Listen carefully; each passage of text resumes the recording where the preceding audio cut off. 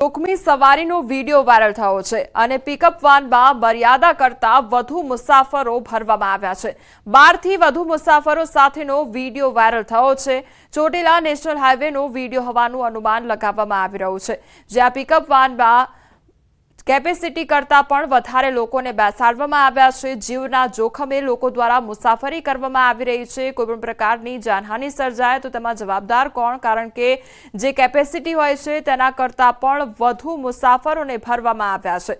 તો પિકઅપ વાનના આ દ્રશ્યો સામે આવ્યા છે કે જ્યાં કેપેસિટી કરતા વધુ મુસાફરોને ઠસોઠસ ભરવામાં આવ્યા છે। જો કોઈ જાનમાલને નુકસાન પહોંચે તો તેના માટે જવાબદાર કોણ, તે સવાલ ઉદ્ભવી રહ્યો છે।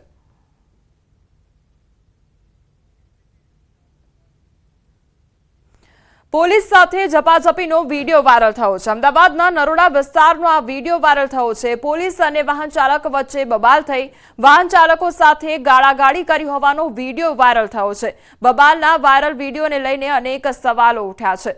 તો પોલીસ વચ્ચે ઝપાઝપીનો આ મામલો સામે આવ્યો છે। પોલીસ સાથે ઝપાઝપીનો વિડીયો પણ વાયરલ થયો છે। નરોડા વિસ્તારની આ ઘટના કે જ્યાં ઝપાઝપીનો મામલો સામે આવ્યો છે, પોલીસ તેમજ વાહન ચાલક વચ્ચે બોલાચાલી થઈ હતી અને આખી ઘટનાનો વિડીયો વાયરલ થઈ રહ્યો છે।